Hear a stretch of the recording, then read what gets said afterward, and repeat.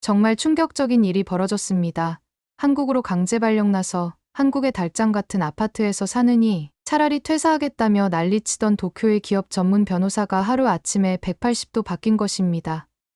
결국 일본 도쿄 최고의 로펌에서 고액 연봉까지 제안받았지만 거절했다고 하죠. 한국행 출장이 좌천이며 차라리 변호사직을 내려놓겠다던 그는 대체 한국에서 무엇을 발견했기에 이토록 충격적인 결정을 내린 것인지 지금 바로 소식을 번역하여 소개해 드립니다. 저는 도쿄에서 잘 나가는 기업 변호사였습니다. 타카하시 나오코.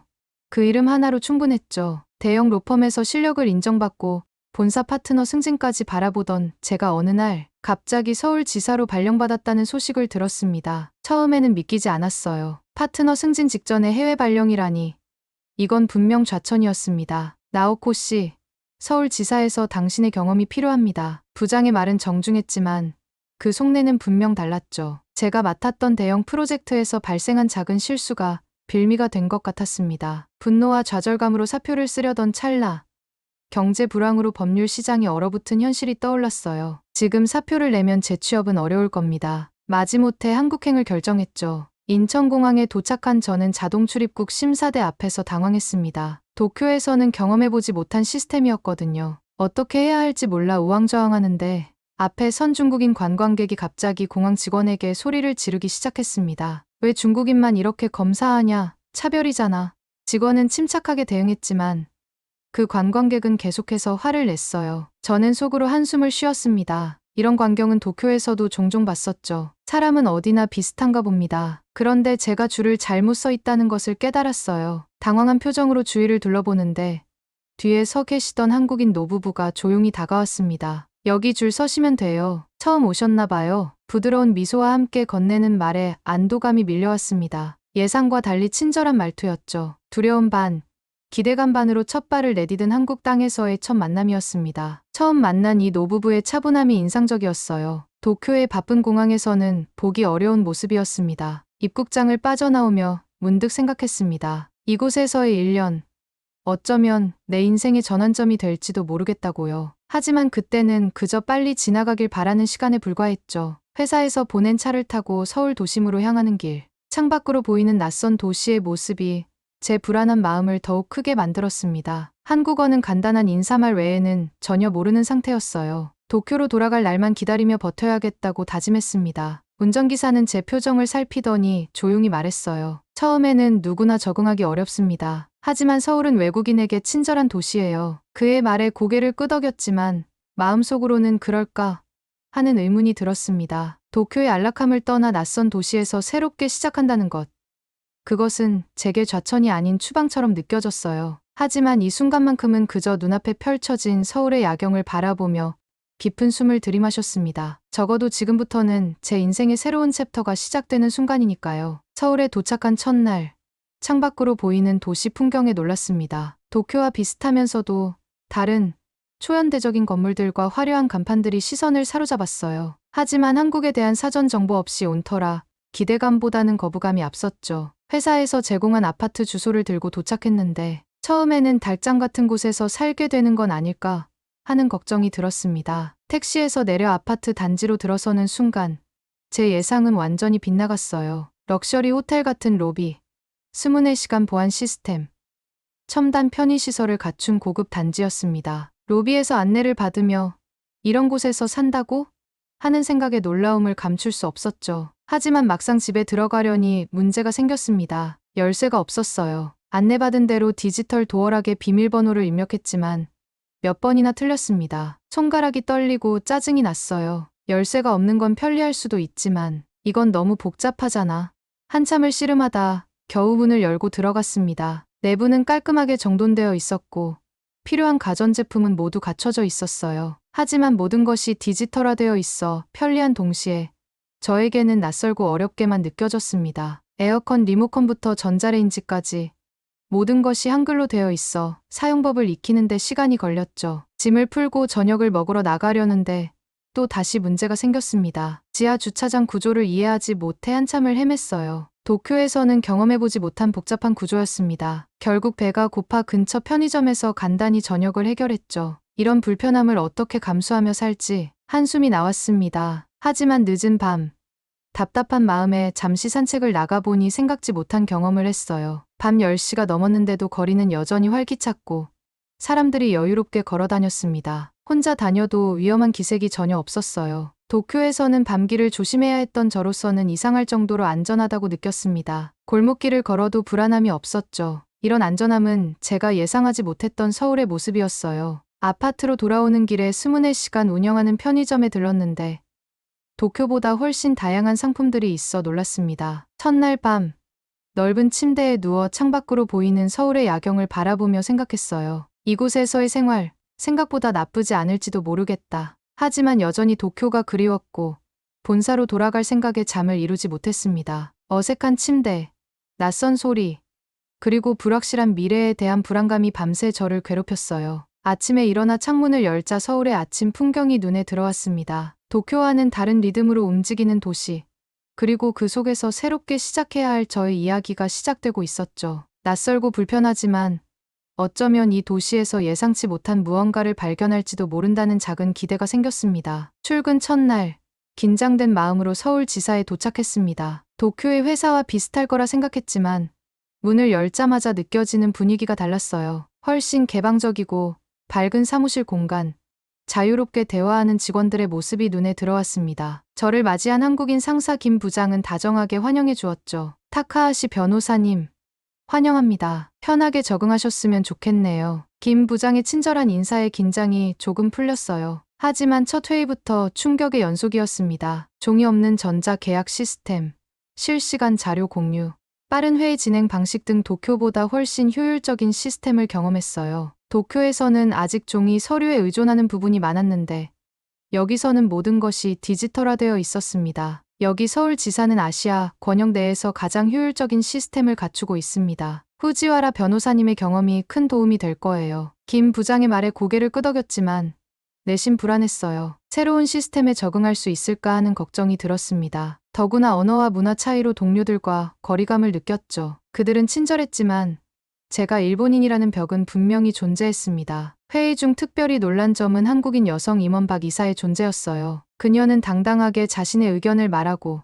팀원들과 활발히 토론했습니다. 도쿄에서는 남성 중심적인 문화에 익숙했기에 여성 임원이 이렇게 주도적인 역할을 하는 모습이 신선하게 다가왔어요. 후지와라 변호사님, 일본 지사와 한국 지사의 법적 접근 방식 차이에 대한 의견 부탁드립니다. 갑작스러운 질문에 당황했지만 최대한 전문성을 발휘해 답변했습니다. 그 순간 눈치챘어요. 여기서는 직급이 아닌 전문성으로 평가받는구나. 이건 분명 도쿄와는 다른 문화였습니다. 첫날 업무를 마치고 저녁 환영회가 있었어요. 한국식 회식 자리였죠. 상사가 한 잔 받아요라며 소맥을 권했을 때 당황했습니다. 도쿄에서는 상사의 권유를 거절하기 어려웠지만 여기서는 어떻게 반응해야 할지 몰랐어요.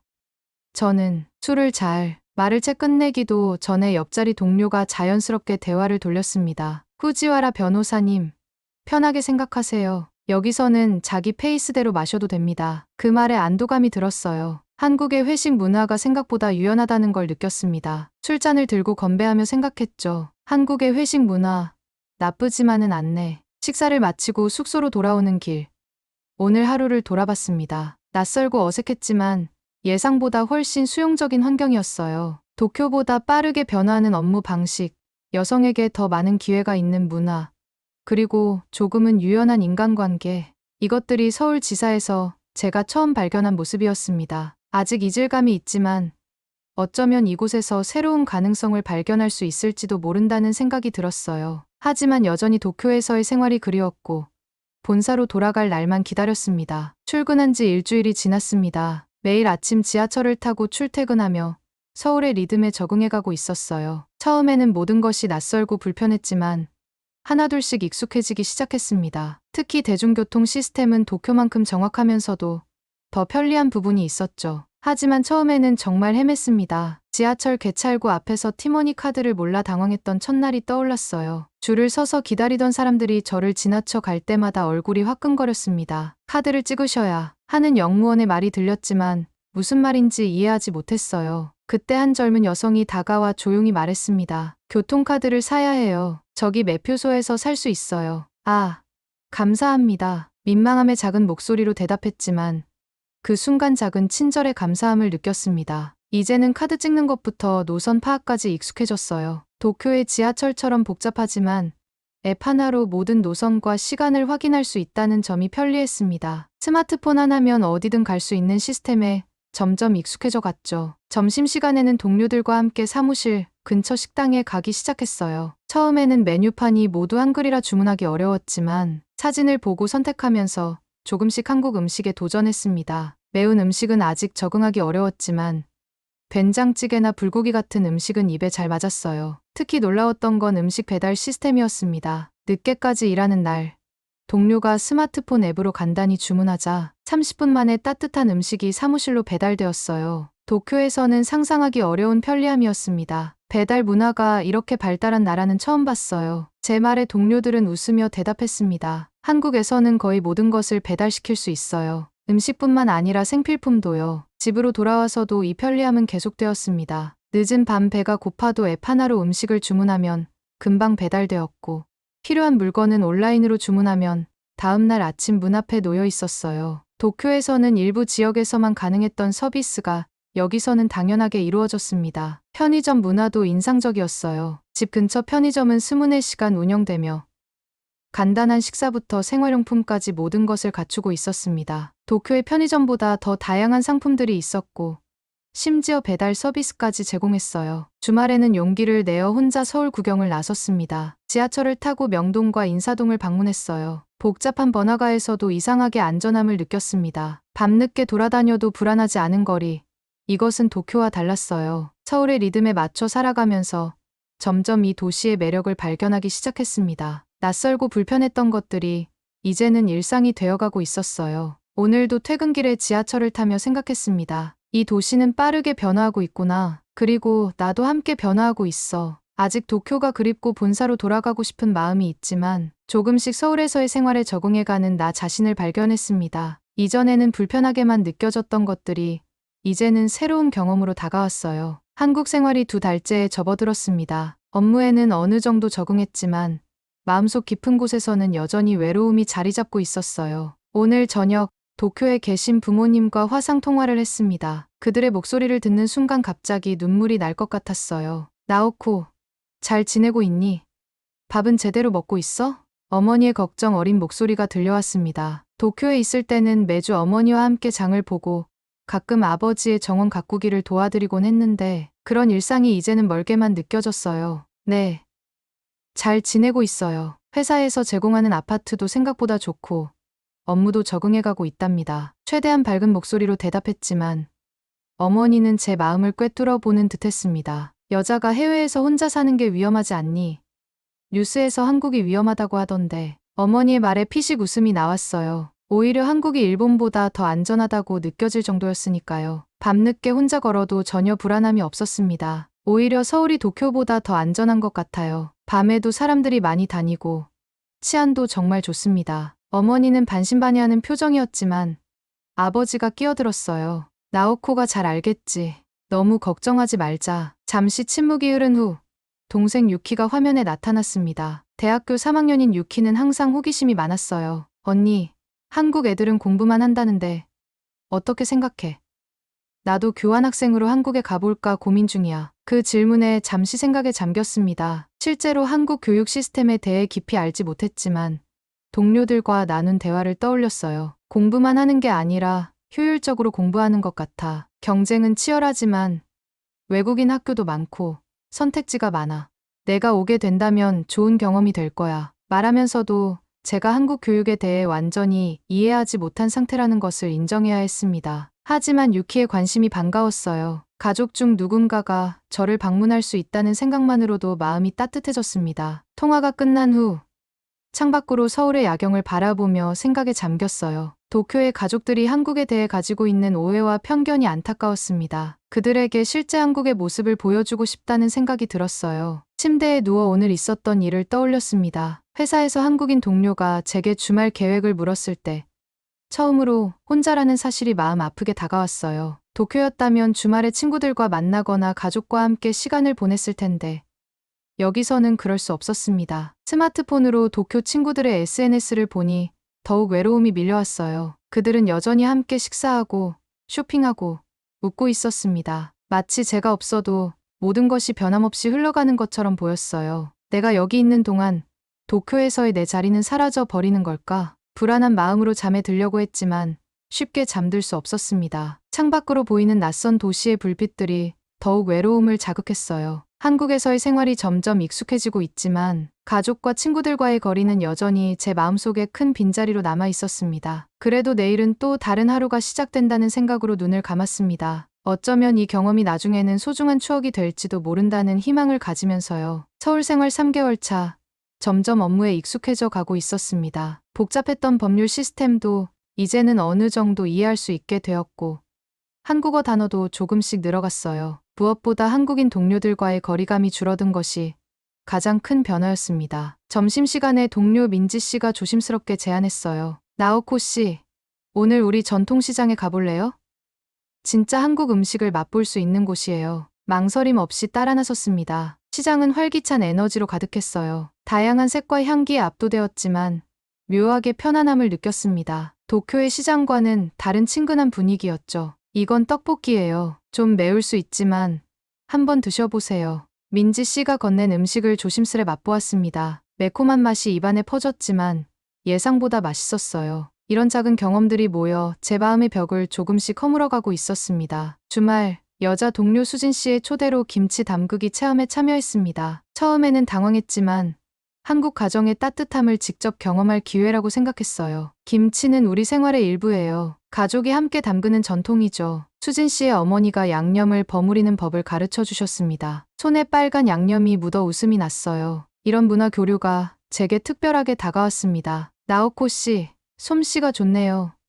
한국 사람 다 됐어요. 그 말에 웃음이 나왔지만 내심 기뻤습니다. 완전히 이해할 수는 없어도 한국 문화의 일부를 경험하며 새로운 측면을 발견하고 있었어요. 사무실로 돌아와서도 변화는 계속되었습니다. 회의에서 한국어 단어를 섞어 말하자 동료들이 놀란 표정을 지었죠. 그들의 미소에서 인정받는 기분이 들었어요. 저녁, 아파트로 돌아오는 길에 문득 깨달았습니다. 언제부터인가 서울의 거리가 낯설지 않게 느껴졌어요. 도쿄에 대한 그리움은 여전했지만 이제는 서울에서의 일상도 제 삶의 일부가 되어 있었습니다. 창밖으로 보이는 한강의 야경을 바라보며 생각했어요. 이곳에서의 경험이 나를 조금씩 바꾸고 있구나. 처음에는 좌천이라 생각했던 발령이 어쩌면 새로운 시작일지도 모른다는 희망이 피어났습니다. 서울 생활 4개월 차. 어느 날 밤 도쿄의 부모님과 통화 중에 문득 생각이 떠올랐습니다. 그동안 부모님께 한국에 대한 이야기를 많이 했지만 말로만은 전달할 수 없는 것들이 있었어요. 어머니, 아버지, 한번 서울에 와보시는 게 어떨까요? 제가 사는 곳도 보시고 한국의 실제 모습도 경험해보세요. 잠시 침묵 후 어머니가 조심스레 대답했습니다. 정말 안전한 곳이니? 뉴스에서는 그 말을 듣는 순간 어머니가 한국을 위험한 나라라고 오해하고 있음을 확실히 깨달았어요. 미디어를 통해 형성된 편견이 얼마나 깊은지 느꼈습니다. 정말 안전해요. 밤에도 혼자 다닐 수 있고 사람들도 친절하고 배려심이 많답니다. 직접 경험해보시면 이해하실 거예요. 통화를 마친 후 부모님 방문을 위한 계획을 세우기 시작했습니다. 한국의 아름다움과 문화적 깊이를 보여드리고 싶었어요. 단순한 관광이 아닌 제가 발견한 일상 속 한국을 경험하게 해드리고 싶었습니다. 회사에서 한국인 동료 준호 씨에게 조언을 구했어요. 부모님께 진짜 한국을 보여드리고 싶은데 어디를 추천하시나요? 준호 씨는 진지하게 생각한 후 답했습니다. 화려한 관광지보다 우리의 일상이 담긴 곳을 보여드리는 게 좋을 것 같아요. 동네 시장, 한강공원, 그리고 우리 부모님 세대가 좋아하실 만한 전통 찻집 같은 곳이요. 그 조언을 바탕으로 계획을 세웠습니다. 부모님이 오시면 보여드릴 장소들을 주말마다 미리 답사했어요. 이 과정에서 서울의 또 다른 매력을 발견했습니다. 번화가 뒤에 숨겨진 조용한 동네 골목, 세계적인 의료 시스템, 노인들을 위한 복지 시설들이 눈에 들어왔어요. 특히 병원 시스템은 인상적이었습니다. 동네 의원에서도 첨단 장비와 신속한 서비스를 제공한다는 사실이 놀라웠어요. 아버지가 고혈압이 있으셔서 혹시 모를 상황에 대비해 근처 병원도 알아두었습니다. 저녁, 아파트에 돌아와 창밖을 바라보며 생각했어요. 부모님이 와서 보게 될 서울은 제가 처음 왔을 때 보았던 서울과는 완전히 다른 모습일 것입니다. 처음에는 낯설고 불편하게만 느껴졌던 이 도시가 이제는 제 시선을 통해 새롭게 보일 테니까요. 부모님의 서울 방문이 끝나고 공항에서 배웅하며 어머니가 말씀하셨습니다. 나오코, 이곳이 생각보다 훨씬 좋구나. 너의 선택을 이해할 수 있을 것 같아. 일주일간의 방문 동안 부모님은 한국의 안전함과 편리함을 직접 경험하셨어요. 어머니는 병원에서 영어로 된 설명서를 받고 놀라셨고, 예약부터 진료, 약 처방까지 1시간 만에 끝난 서비스에 감탄하셨습니다. 도쿄에서는 이런 빠른 서비스를 기대하기 어려워. 아버지는 노인복지시설과 공원에서 활기차게 운동하는 노인들을 보고 깊은 인상을 받으셨어요. 한국의 노인들은 정말 활기차구나. 우리도 배울 점이 많아. 공항에서 돌아오는 길, 부모님의 말씀이 계속 머릿속에 맴돌았습니다. 그들도 변화했고, 저 또한 변화했어요. 서울에 온 지 6개월. 이제는 도쿄로 돌아가야 할 시간이 가까워지고 있었습니다. 밤길을 걷다가 문득 누군가 뒤에서 따라오는 느낌에 긴장했어요. 순간 도쿄에서 밤길을 걸을 때의 불안함이 떠올랐습니다. 하지만 돌아보니 그저 같은 방향으로 가는 학생이었을 뿐이었죠. 서울에서는 이런 불안함을 거의 느끼지 않았다는 사실을 깨달았습니다. 집에 돌아와 책상에 앉아 생각에 잠겼어요. 도쿄로 돌아간다면 분명 익숙한 환경과 오랜 친구들이 기다리고 있을 겁니다. 하지만 서울에서 경험한 새로운 가능성들, 배운 것들, 그리고 만난 사람들을 뒤로하고 떠나는 것이 맞는 걸까요? 김 부장에게서 온 이메일을 열었습니다. 서울지사에서 정규직으로 남아줄 것을 제안하는 내용이었어요. 처음에는 좌천이라 생각했던 발령이 이제는 새로운 기회로 다가왔습니다. 창밖으로 서울의 밤 풍경을 바라보며 결심했습니다. 이곳에서 조금 더 머물며 새로운 가능성을 탐색해보기로 말이죠. 도쿄는 언제든 돌아갈 수 있지만 지금 이 순간 서울에서의 경험은 특별했습니다. 전화기를 들어 김 부장에게 연락했습니다. 네. 김 부장님, 제안을 수락하고 싶습니다. 서울지사에서 계속 일하고 싶어요. 전화를 끊고 깊은 숨을 내쉬었습니다. 이것이 끝이 아닌 새로운 시작이라는 것을 알았어요. 낯선 도시에서 시작된 여정이 이제는 제 삶의 중요한 부분이 되었습니다. 서울은 더 이상 타국의 도시가 아닌 제 이야기가 계속되는 곳이 되었습니다. 프랑스 파리 한 열차에서 갑자기 많은 동양인들이 타는데 단체로 일제히 일어나서 어디론가 향합니다. 프랑스 승무원이 손님 일어나지 않으셔도 됩니다. 하지만 말을 듣지 않는데요. 사연일까요?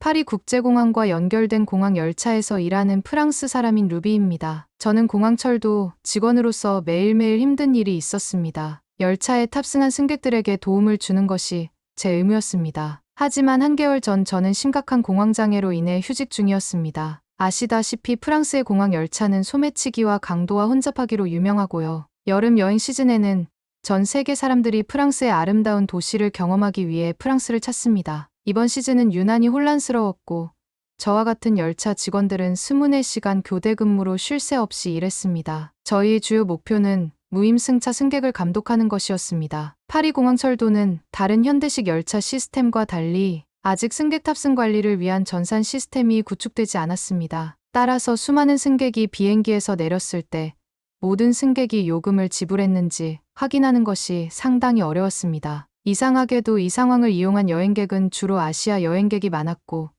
그중 상당수가 한국인이었습니다. 파리 공항철도는 원래 동양인과 서양인, 승객 모두에게 택시와 기내식 등의 우선 서비스를 동일하게 제공했습니다. 그런데 다른 나라도 아니고 한국인 여행객들만 책임감 있고 세심한 태도를 보였습니다. 그들은 식사를 깔끔하게 먹고 스스로 뒷정리를 하고 특별 칸에서도 방해하지 않았습니다. 그 결과 공항철도 본부는 신분증을 확인한 후 한국인 방문객을 우선 칸에 배정하기로 결정했습니다. 처음부터 한국인만 특별 대우를 한 건 아니었습니다. 중국인 방문객도 한국인과 함께 노약자 전용 칸에 배정되었습니다. 하지만 이들의 행동은 한국인들과는 극명한 대조를 이뤘습니다. 일부는 철도 복도를 화장실로 사용했고 일부는 점심 식사 후 남은 음식물을 칸에 버리는 것을 아무렇지도 않게 생각했습니다. 특히 중국인들은 복도를 이러한 용도로 사용하면서 전혀 치우려는 노력을 하지 않았습니다. 다양한 아시아 문화권에서 이러한 행동의 차이는 당혹스러웠습니다. 전 한국이나 중국이나 비슷한 나라라고 생각을 했거든요. 저 같은 아시아인인데 어떻게 이렇게 다를까 싶었습니다. 이 문제를 개선하기 위해 저는 특별칸을 관리해야 하는 날에는 좀 더 융통성 있게 행동하려고 노력했습니다. 더 세게 보이려고 옷을 입고 아이라이너도 더 짙게 발랐지만 중국인 방문객에게 아무리 친절하게 설명해도 그들은 계속해서 말도 안 되는 중국말로만 대답할 뿐이었습니다. 정말 답답한 노릇이었죠. 게다가 기차표가 없는 중국인 단체 관광객들이 공항으로 몰려와 무료로 기차에 탑승하는 상황까지 이르렀습니다. 이러한 일들은 스트레스를 너무 받아서 미칠 노릇이었습니다. 하지만 한국인 관광객의 경우는 완전히 달랐어요. 여행의 피로에 지친 여행객들을 위한 이 특별한 칸에서 제가 소개할 때 언제든지 귀를 기울여 주었습니다. 그들은 환하게 웃으며 감사의 인사를 건네고 뛰어난 지성과 시민의식을 보여주었습니다. 어느 날 특별 칸에서 한국인 손님에게 서비스를 제공한 후 뒷정리를 하러 들어갔는데 쓰레기가 하나도 없는 것을 발견했습니다. 그들은 쓰레기를 봉투에 깔끔하게 수거해 화장실 쓰레기통에 버렸더군요. 다른 여행객들에게서 경험했던 것과는 극명한 대조를 이뤘습니다. 한국인 방문객들의 행동은 저에게 깊은 인상을 남겼습니다. 그들은 깨끗하고 세심할 뿐만 아니라 관대했습니다. 몇몇 분들 중에서는 맛있는 한국 라면까지 선물로 주었습니다. 저는 그럴 때마다 정말 너무 고마웠어요. 매일 다양한 고객을 응대하느라 스트레스를 받았는데 한국 단체 관광객들이 온다고 들었을 때는 정말 안심이었어요. 한국인 방문객들은 친절하고 매너가 좋아서 일을 훨씬 더 수월하게 할 수 있었습니다. 하지만 특별 혜택을 줘서인가요? 세상이 좁아지고 인터넷이 발달했는지 일부 방문객들은 한국인이라며 사기를 치기 시작하면서 문제가 발생하기 시작했습니다. 한 번은 씻지 않은 듯한 동양인 남성이 위조 신분증까지 제시하며 자신이 한국인이라고 주장했던 상황이 생생하게 기억에 남습니다. 그는 화를 내며 다른 칸으로 옮겨달라고 요청했습니다. 이 문제를 해결하기 위해 남성 승무원의 도움이 필요했습니다. 주로 중국인 관광객인 구경꾼들은 경멸의 눈빛으로 저를 쳐다보았습니다. 비슷한 일로 인한 스트레스가 결국 공황장애를 일으켰습니다. 6개월간의 치료 끝에 의사는 새로운 것을 경험하고 불안을 줄이기 위해 여행을 한번 가보는 게 어떠냐고 제안을 하더라고요. 해외에 가본 적이 없던 저는 한국행 비행기 표를 끊기로 결심했습니다. 한국 방문객들과의 긍정적인 만남이 제 결정에 영향을 미쳤습니다. 실제로 한국이 어떤 곳인지 보고 싶었죠. 한국에 도착한 저는 공항의 효율성과 화장실의 청결함에 깊은 인상을 받았습니다. 출입국 수속이 유럽이나 프랑스보다 훨씬 빠르게 되었고 화장실은 잘 관리되어 있을 뿐만 아니라 무료로 이용할 수 있었습니다. 정말 달랐습니다. 그리고 전 소매치기가 없는 게 정말 너무너무 신기했어요. 유럽 어느 나라를 가도 소매치기는 있기 마련이거든요. 전 지하철에 올라타자마자 저는 한국 대중교통 시스템의 효율성과 현대성에 감탄했습니다. 프랑스에서 익숙했던 것보다 몇 년은 앞서 있는 것 같았습니다. 열차 도착을 알려주는 전광판부터 지하철 승강장의 스크린도어까지 모든 것이 현대 국가로서의 한국의 위상을 말해주고 있었습니다. 서울 거리를 돌아다니면서 저는 서울의 뛰어난 도시 인프라에 놀랐습니다. 지하철은 도시 구석구석에 연결되어 있었고 휴대폰으로 간편하게 시간표와 노선을 확인할 수 있었습니다. 여행자의 천국이 따로 없었어요. 예상치 못한 한국 여행은 놀라운 경험으로 바뀌고 있었습니다. 제가 태어난 곳과 이 새로운 나라 사이의 극적인 차이점이 저를 매료시켰습니다. 이 여행을 통해 한국 문화와 프랑스에서 열차 승무원으로 근무하는 동안 저에게 큰 영향을 준 인물들에 대해 더 많은 것을 알게 될 줄은 미처 몰랐습니다. 분주한 서울의 중심부로 더 깊이 들어가면서 편리하고 효율적이고 스카이라인을 보면서 감탄했어요. 가장 먼저 눈에 들어온 것은 기차를 타기 위해 도착한 서울역은 너무나도 좋았습니다. 그렇게 크지도 않고 복잡하지도 않고 맛집도 많이 있었어요. 프랑스에서 익숙했던 아담한 기차역과는 달리 서울역은 거대한 활동의 중심지였습니다. 단순한 기차역이 아니라 모든 것을 다 갖춘 듯한 거대한 멀티플렉스였죠. 카페와 레스토랑, 그리고 여행객들이 휴대폰으로 무료 와이파이를 즐길 수 있는 공공 인프라 시스템이 모두 갖춰져 있었죠. 역을 돌아다니다 보니 할 일이 너무 많아서 압도당할 수밖에 없었습니다. 마치 역 자체가 목적지인 것 같았어요. 보안 검색과 탑승 구 통과를 위해 서둘러야 하는 프랑스 공항과 달리 서울역은 여유를 가지고 느긋하게 즐길 수 있는 매력적인 공간이었습니다. 기차역의 편의시설은 프랑스에서 경험했던 것과는 차원이 달랐습니다. 서울역의 화장실은 정말 놀라웠습니다. 프랑스에서는 공항 화장실을 이용하려면 돈을 내야 하는 것에 익숙해져 있었지만 한국에서는 상황이 완전히 달랐습니다. 화장실은 시설이 잘 갖춰져 있고 흠잡을 데 없이 깨끗했을 뿐 아니라 누구나 무료로 이용할 수 있었습니다. 사소하지만 한국의 편의 수준을 보여주는 중요한 디테일이었습니다. 화장실 내부를 살펴보니 다른 곳에서 경험했던 5성급 화장실보다 더 높은 수준의 청결도와 관리 상태를 확인할 수 있었습니다. 한국인들은 공공장소에서 최고 수준의 위생과 청결을 유지하는데 자부심을 가지고 있다는 것을 알 수 있었습니다. 이런 세심한 배려가 저에게 깊은 인상을 남겼습니다. 서울역을 둘러본 후 저는 지하철을 이용해 시내로 더 들어가기로 결정했습니다. 지하철을 한 번도 타본 적이 없는 저는 한국 대중교통 시스템의 편리함과 효율성에 놀랐습니다. 프랑스에서 경험했던 길고 답답한 발권 및 탑승 과정과는 전혀 달랐습니다. 지하철 플랫폼에는 다음 열차의 정확한 도착 시간을 알려주는 안내판이 설치되어 있어 여행객들이 매우 편리하게 이용할 수 있었습니다. 더욱 인상적이었던 것은 지하철 선로에 설치된 스크린 도어가 선로에 사람이 들어오는 것을 방지하고 승객의 안전을 보장한다는 점이었습니다. 전에는 볼 수 없었던 수준의 인프라가 정말 부러웠습니다. 유럽 어느 나라에서도 심지어 일본에서도 이런 건 없거든요. 한국의 지하철은 효율적일 뿐만 아니라 놀라울 정도로 쾌적했습니다. 지하철 차량에는 에어컨과 공기청정기가 설치되어 있어 승객들에게 쾌적한 승차감을 보장했습니다. 이 정도의 편안함은 프랑스 철도에서도 쉽게 제공하지 못하는 사치였습니다. 지하철에서 나와 북적이는 서울의 거리로 나가니 서울의 도시 인프라에 감탄하지 않을 수 없었습니다. 서울에는 버스나 지하철로 갈 수 없는 곳이 없는 것 같았습니다. 저 같은 여행객은 스마트폰으로 노선과 일정을 쉽게 확인할 수 있어 내비게이션이 매우 편리했습니다. 서울 교통망의 효율성과 현대성은 선진국으로서의 한국의 위상을 보여주는 증거였습니다. 무임승차 승객을 관리하느라 스트레스가 끊이지 않았던 프랑스에서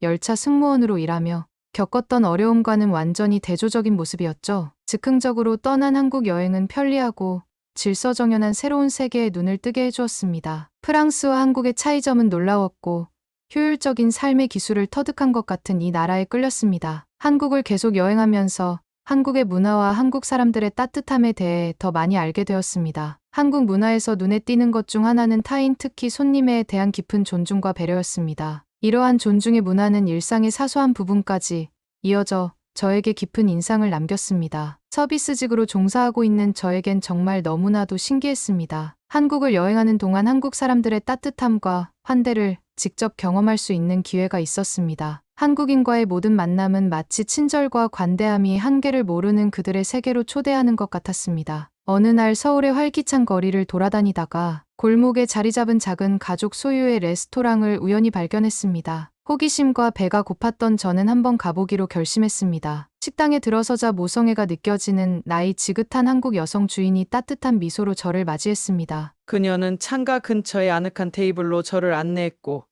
메뉴판을 훑어보면서 기대감을 감출 수 없었습니다. 메뉴에는 각기 독특한 맛과 향을 지닌 다양한 한국 전통 요리가 준비되어 있었습니다. 한식을 처음 접하는 저는 사장님에게 추천 메뉴를 물었습니다. 주인장은 열정적으로 처음 방문한 손님에게 딱 맞을 것 같은 몇 가지 요리를 추천해 주었습니다. 저는 그분을 믿고 곧 맛있는 한식 요리가 제 테이블에 도착했습니다. 고소한 불고기부터 매콤한 김치까지 모든 요리는 즐거운 발견이었습니다. 가장 인상 깊었던 것은 제 식사 경험에 대한 주인의 진심 어린 관심이었습니다. 주인은 제가 식사를 잘 즐기고 있는지 주기적으로 확인해 주었습니다. 따뜻하고 사려 깊은 태도는 제가 레스토랑의 손님이 아니라 집에 초대받은 귀한 손님처럼 느껴지게 했습니다. 여행에서 거의 경험하지 못한 수준의 환대였습니다. 맛있는 음식을 한 입 한 입 흥미하면서 이 요리를 준비하는 데 들어간 정성과 노력에 감사하지 않을 수 없었습니다. 전통과 혁신이 완벽하게 조화를 이룬 맛은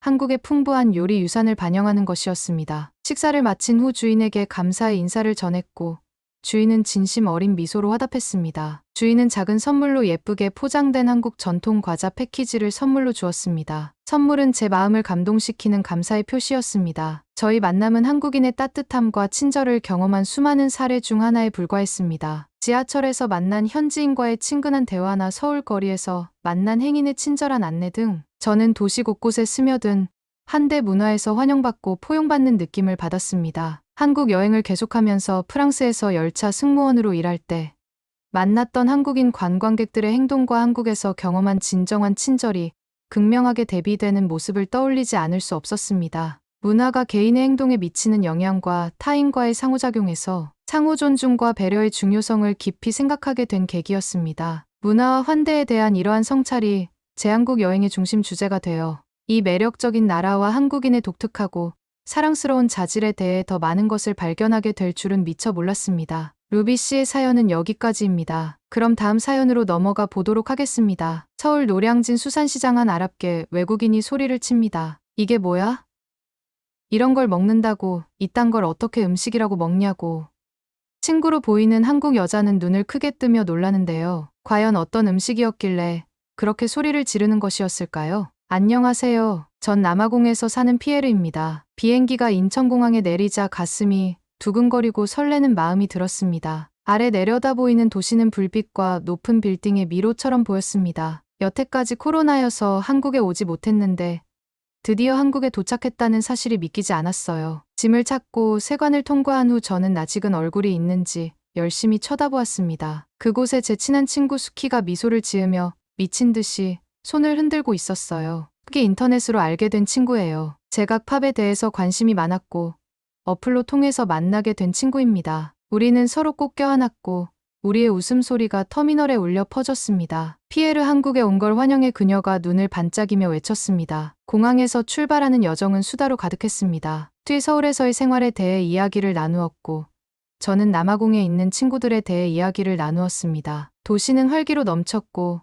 저는 말로만 들었을 때와는 다르게 익숙했던 것과는 다른 리듬과 맥박을 느낄 수 있었습니다. 어디를 가도 맛있는 음식을 파는 포장마차, 상상할 수 있는 모든 것을 파는 상점, 그리고 항상 움직이는 사람들로 가득했습니다. 눈을 동그랗게 뜨고 신기해하는 제 모습을 본 수키는 피에르, 내가 먹어봤으면 하는 게 너무 많아 하지만 그 전에 오늘 밤을 위해 특별히 준비한 요리가 있어 라고 말했어요. 수키의 추천이 예상치 못한 모험의 시작이 될 줄은 꿈에도 몰랐죠.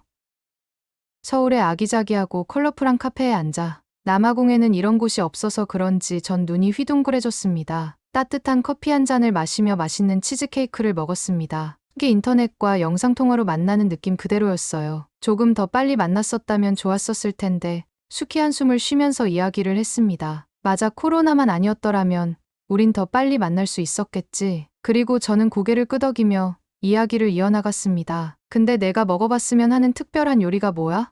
수키, 장난스럽게 웃으며 깜짝 선물이야.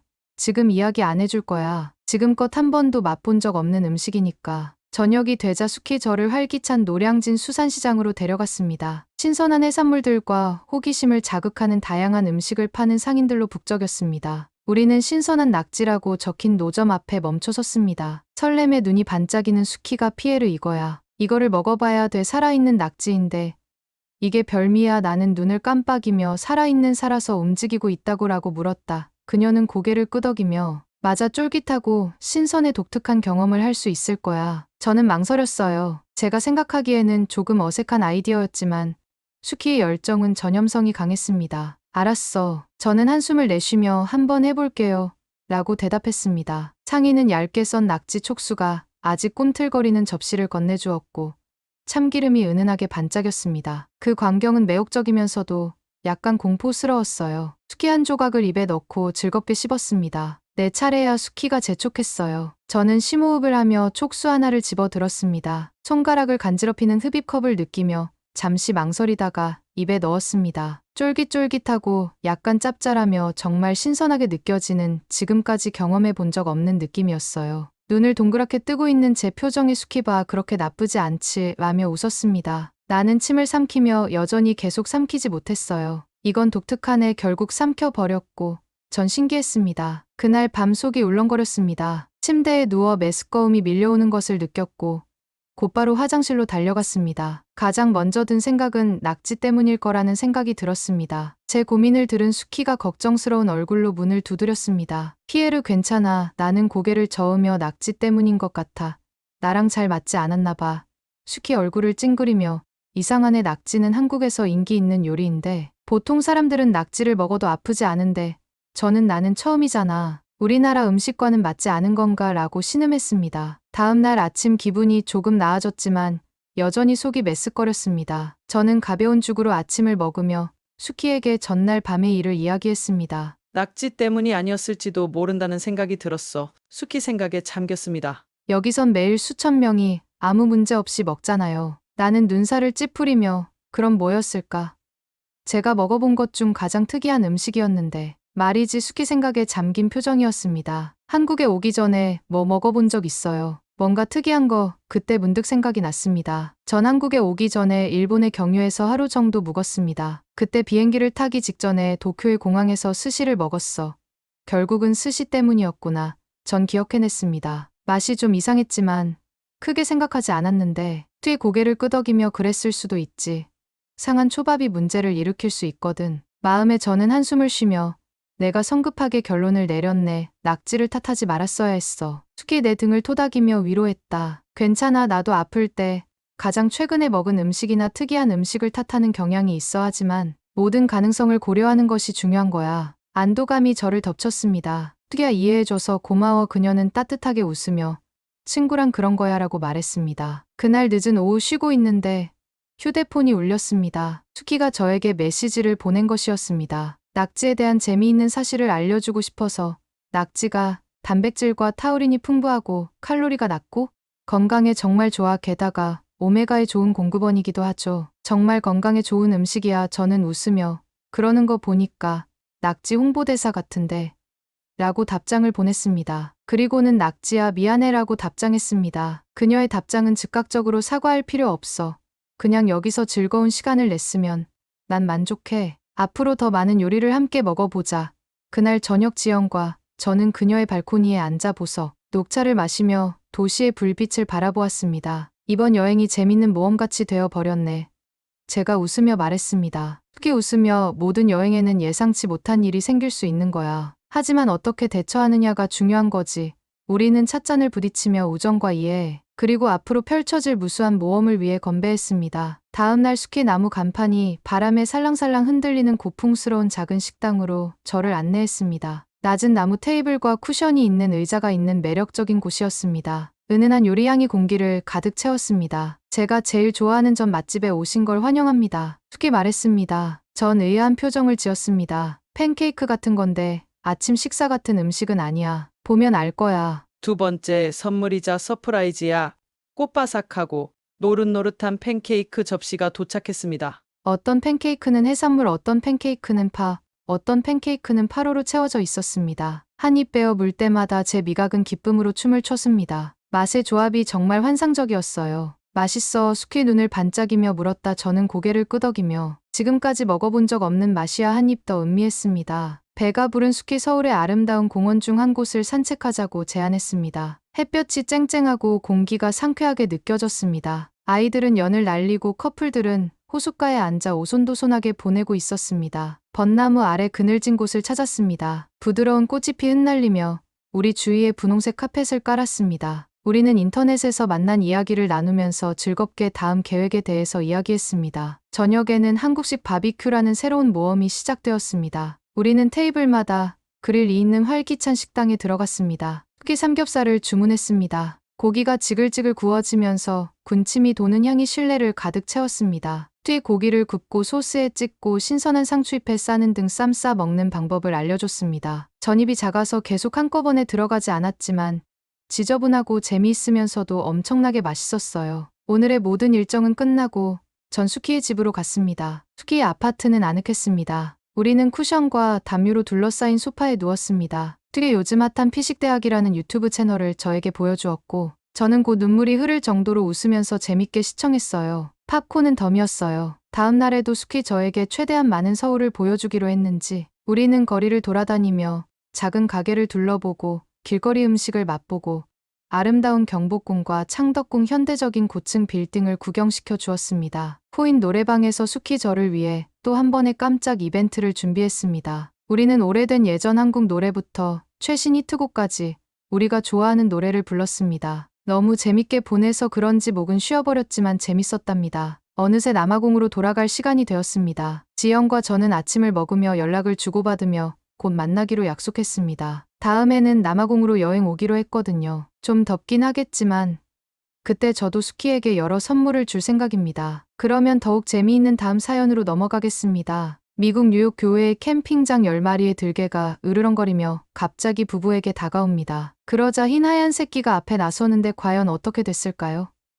안녕하세요. 저는 미국 뉴욕에 사는 메리입니다. 뉴욕은 안개와 이슬비로 뒤덮인 전형적인 도시였습니다. 거리는 젖은 조약돌로 반짝이며 흐린 하늘의 색이 반사하고 있었습니다. 저는 동네 서점에서 일을 막 끝내고 집으로 향하고 있었습니다. 가랑비로 시작했던 비가 곧 폭우로 변해 저는 비를 홀딱 맞게 되었습니다. 차가운 물방울이 피부에 닿자 저는 추워졌고 코트를 더 단단히 꽁꽁 싸매고 빠르게 달렸습니다. 구불구불한 거리를 걷다 보니 도시의 소음이 리드미컬하게 내리는 빗소리에 묻혀버렸어요. 지름길로 좁은 골목으로 들어서자 희미한 소리가 귓가에 들렸습니다. 빗소리의 불협화음 속에서 거의 알아차릴 수 없을 정도로 작은 소리가 들렸습니다. 부드럽고 절박하게 읊조리는 소리가 분명하게 들렸습니다. 원래부터 전 호기심이 많아 제 발걸음을 재촉했고 비에 흠뻑 젖어 쓰러지기 직전에 골판지 상자로 다가갔습니다. 상자 안에는 뼛속까지 흠뻑 젖은 채 떨고 있는 강아지가 두려움으로 가득 찬 눈빛으로 올려다보고 있는 광경이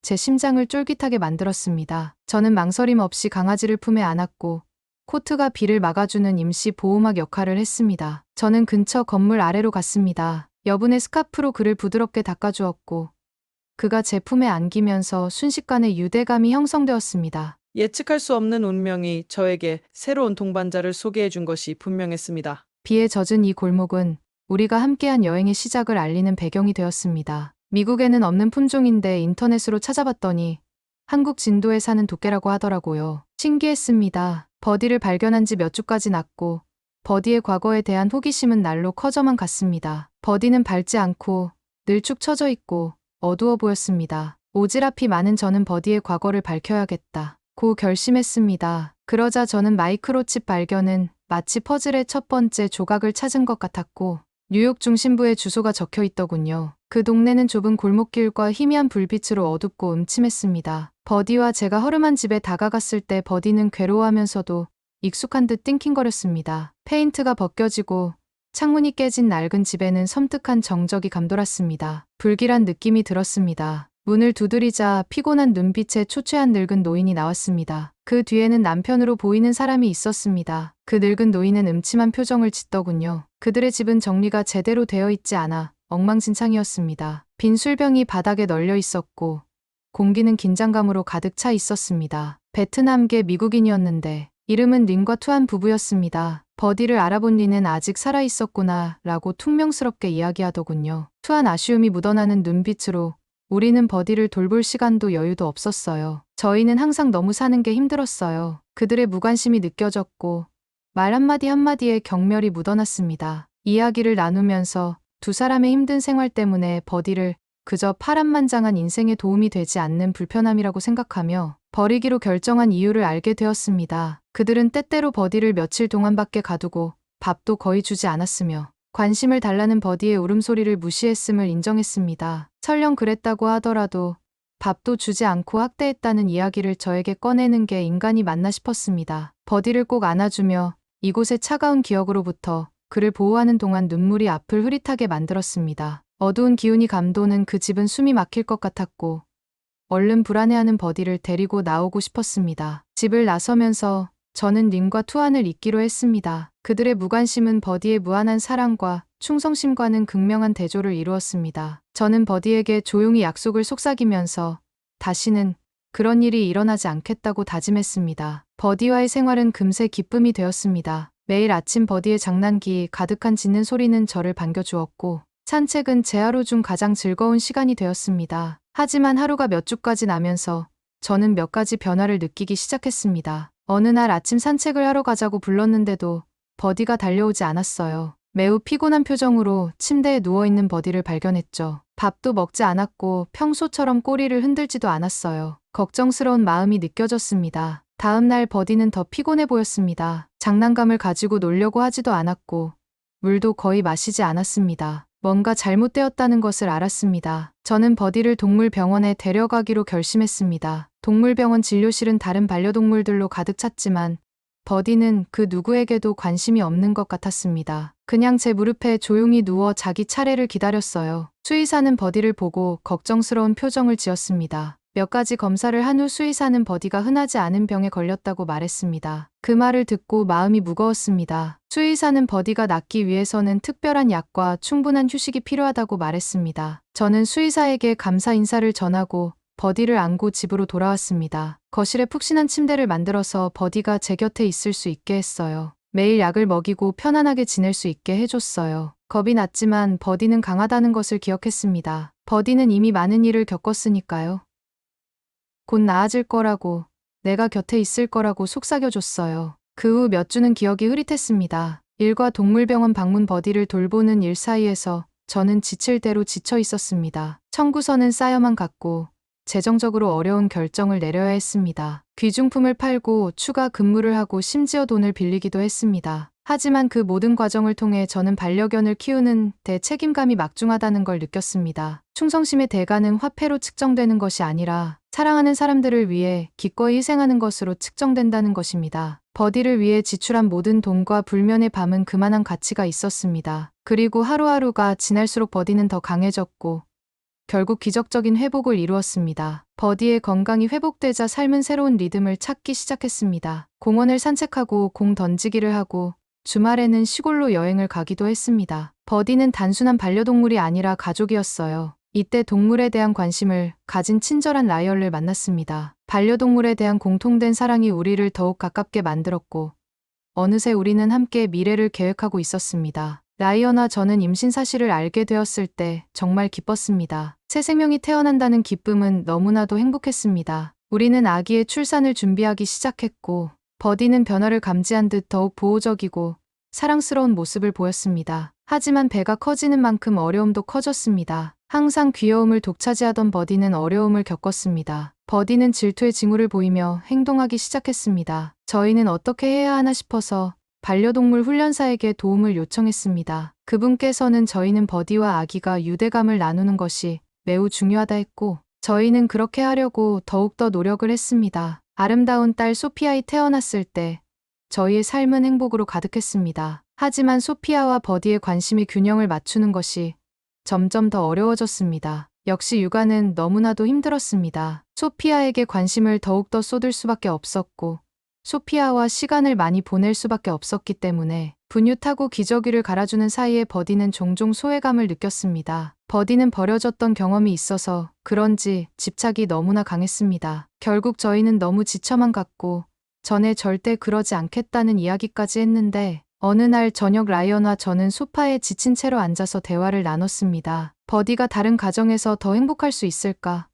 버디와 헤어진다는 생각만으로도 괴로웠지만 모두에게 최선이 무엇인지 고민해야 했습니다. 그래서 결국 제가 아는 친절한 지인 부부에게 보내기로 결정을 했습니다. 그래서 저희는 가족으로서 마지막 추억을 만들고 싶었습니다. 뉴욕 근교에 있는 곳에 캠핑 여행을 계획했습니다. 여행은 정말 제 마음과는 다르게 숲과 새들의 지저귀 흐르는 강물 소리가 좋았고 잠시 동안은 우리 마음의 평화를 가져다 주었습니다. 아버지는 더 행복해 보였고 뛰어놀며 소피아와 같이 잘 지내는 모습을 보니 너무 좋았습니다. 하루가 지나고 짐을 싸고 있을 때 야생 들개 한 마리가 캠프장으로 다가왔고 의도는 불분명했지만 공격적이었던 것은 분명했습니다. 마지막 태양광선이 사라지고 캠프장에 짙은 어스름이 드리워지자 불안한 정적이 우리를 감쌌습니다. 이 고요함은 멀리서 들려오는 으르렁거리는 소리에 의해 갑자기 깨졌습니다. 울창한 숲의 그림자 속에서 반짝이는 눈동자 10상이 나타나 우리 캠프를 향해 서서히 다가왔습니다. 초췌하고 사나운 들개 한 무리가 나무숲에서 모습을 드러냈습니다. 개들은 모두 굶주림과 절망으로 인한 상처와 고단한 삶의 흔적을 지니고 있었습니다. 개들의 일사불란한 움직임과 섬뜩한 울음소리는 긴장감과 공포로 가득한 분위기를 조성했습니다. 다른 녀석들보다 덩치가 크고 사나운 리더는 위협적으로 으르렁거리며 저희에게 다가왔습니다. 그러자 버디는 저의 앞에 서며 우리와 전진하는 무리 사이에 자리를 잡았습니다. 가족을 지켜야 한다는 책임감의 무게가 그의 눈에서 느껴졌습니다. 라이언과 저는 소피아를 꼭 안고 캠핑 장비를 이용해 임시 방벽을 만들려고 노력했습니다. 우리와 무리 사이의 거리가 좁혀지면서 1분 1초가 너무나도 길게 느껴졌습니다. 갑자기 귀를 의심케 하는 포효와 함께 리더가 돌진했고 무리가 뒤따랐습니다. 무리가 가까이 다가오자 버디는 용감하게 지저대며 리더에게 직접 도전했습니다. 다윗과 골리앗의 대결 같았습니다. 덩치 차이도 많이 났을 뿐더러 10마리였으니까요. 두 마리는 격렬하게 충돌했고 나머지 무리는 주위를 돌며 틈을 노렸습니다. 하지만 버디는 이전에는 볼 수 없었던 용기를 발휘하여 피하고 꺾고 방어하며 무리를 막아냈습니다. 생각해보니 한국의 진돗개는 주인에 대한 충성심이 강하다고 들었습니다. 전 진돗개라는 종을 잘 몰랐으니 역시 다르구나 싶었습니다. 수저구이보다는 의지와 마음의 싸움이었죠. 승산이 없어 보였을 때 멀리서 들려오는 소리가 밤을 뚫었습니다. 지나가는 트럭의 경적 소리에 무리가 깜짝 놀라 순식간에 혼란이 일어났었고 기회를 포착한 라이언은 비상키트에서 조명탄을 켜서 밝은 빛과 날카로운 소리가 이미 놀란 개들을 쫓아버렸습니다. 개들은 원래 왔던 숲속으로 사라졌습니다. 그 여파로 조명탄의 불빛이 캠프를 비추는 가운데 버디는 부상을 입었지만 절뚝거리며 우리에게 돌아왔습니다. 자기 몸집의 10배에 달하는 위협에 맞서 싸운 그의 용기는 대단했습니다. 우리는 우리의 영웅인 버디 주위에 모여 역경 속에서 맺어진 저희와의 인연은 역시 끊을 수 없구나 싶었습니다. 캠핑 여행이 끝난 후 우리 가족은 버디의 용기에 감사하고 부상을 걱정하며 그 어느 때보다 더 끈끈한 유대감을 느끼는 등 여러 가지 감정이 교차했습니다. 우리는 버디를 동물병원에 데려가 최고의 치료를 받을 수 있도록 했습니다. 다행히도 버디의 상처는 그렇게 심하지는 않았습니다. 이 사건은 또한 저희 마을로부터 유명해졌었고 모든 사람들이 진돗개 하면 충성심의 대명사로 자리 잡았습니다. 그 이웃 친구 심지어 다른 마을 사람들도 버디 같은 강아지를 키우고 싶어서 저에게 입양 문의도 오고 그랬다니까요. 캠핑 사고는 버디를 우리와 함께 키우기로 한 우리의 결정을 더욱 굳건히 해주었지만 동시에 버디에게 더 안전한 환경이 필요하다는 것을 강조했습니다. 저희는 버디가 다른 개들과 안전하게 놀고 교류할 수 있는 공간을 제공하기 위해 반려견 친화적인 공원을 조사하기 시작했습니다. 그 결과 넓은 뒷마당과 개들이 살기 좋은 아름다운 시골집을 찾게 되었습니다. 그곳은 버디와 저희에게는 살기 적합한 장소였습니다. 새 집에 정착하면서 소피아와 버디의 관계가 꽃피는 것을 목격했습니다. 소피아의 첫걸음은 항상 버디에게 향했고